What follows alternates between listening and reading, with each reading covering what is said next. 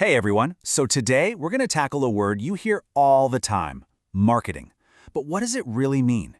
You probably think it's just about clever ads and catchy jingles, but trust me, by the end of this, you'll see it's a much, much bigger story. All right, let's just get right to it. When I say marketing, what's the first thing that pops into your head? Is it some pushy salesperson trying to close a deal? A loud TV commercial? Is the whole point just to sell, sell, sell? Well, that's what a lot of people think, but honestly, that's like looking at the tip of the iceberg and thinking you've seen the whole thing. And this slide right here, this lays out the huge difference perfectly. Over on the left, you've got the old school selling concept. It's a push philosophy. It starts in the factory with a product that's already been made, and the entire game is to push it on people with tons of promotion to hit those sales numbers. But look at the right. The marketing concept is a pull philosophy. It doesn't start in the factory at all. It starts out in the world with what you, the customer, actually need.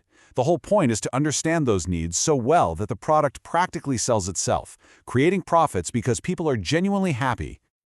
To really get this shift, we've got to go back to basics. We have to start at the very core of it all. Because modern marketing isn't really about the product, it's about the customer's world. You know, it really boils down to three simple ideas. First up, needs. These are the fundamentals, right? Food, safety, belonging. Marketers don't invent these, they're just part of being human.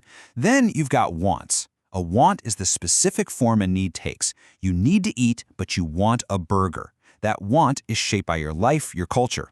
And finally, and this is the big one for any business, you have demands. Demands are wants you can actually afford. You want that burger, and you've got the cash for it. Boom, that's a demand.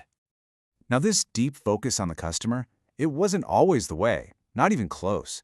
Business thinking has actually gone through this massive revolution over the last century or so. Let's do a quick trip back in time to see how we went from being obsessed with products to being obsessed with people. Okay, so back in the late 1800s, think Industrial Revolution. It was all about production. The main challenge was just how do we make stuff and how do we make it efficiently? But by the 1930s, we got too good at it. Companies were making more stuff than people were buying. And that's what led to the sales orientation, which was all about aggressive selling to get rid of all that inventory. It wasn't until the 1950s, when the market was just flooded with choices, that businesses finally had to change their tune and start asking, wait a minute, what do people actually want? And this quote, it just sums up that early thinking perfectly. The whole belief was, hey, if we build a better mousetrap, people will beat a path to our door. The product was the star of the show. All you had to do was make it well and make it efficiently.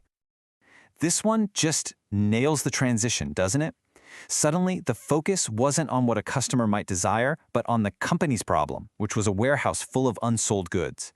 The entire mindset became, okay, we made this stuff. Now, how the heck do we convince people to buy it?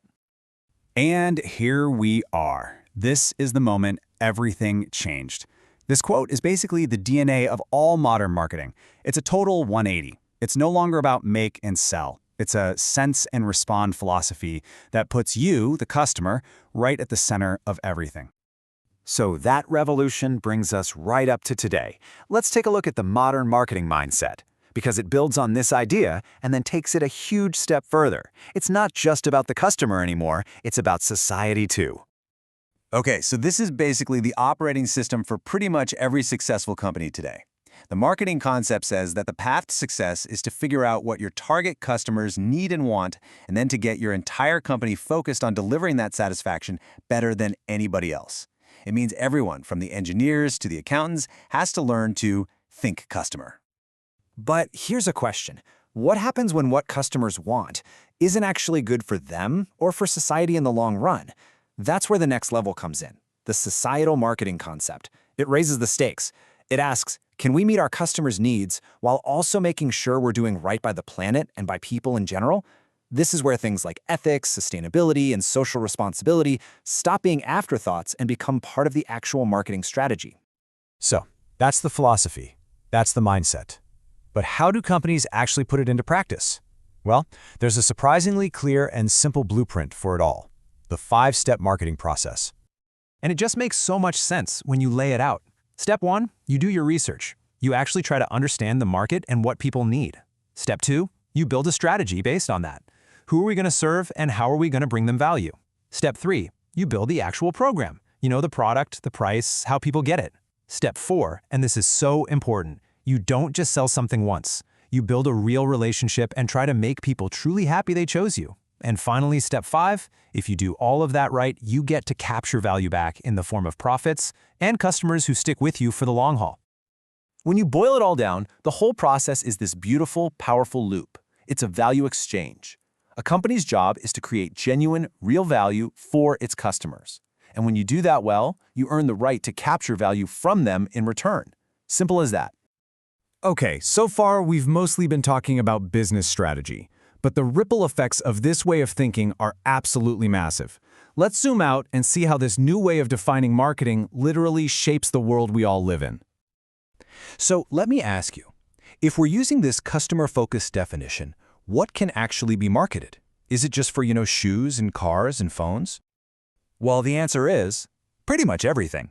I mean, of course you have goods and services, but you also market events, like the Olympics, experiences, like a trip to Disneyland, people.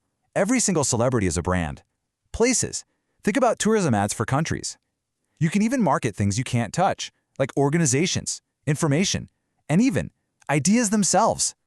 And once you realize that this process is the engine behind all that, you start to see its real impact.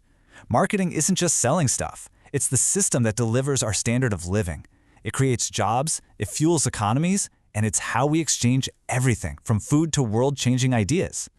And that really is the ultimate takeaway here. When the customer is truly treated like the king of the market, it forces everybody else to be better.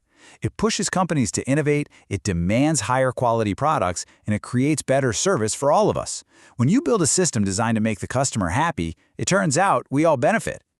Which brings us to one last thought. If marketing really is this incredibly powerful force that delivers our standard of living, and if we, the customers, are really the ones in charge, then that begs a pretty big question. What should we demand from it next? Should we demand more sustainable products? More ethical companies? As the so-called kings of the market, the power to shape what comes next is actually in our hands. Something to think about. Thanks for watching.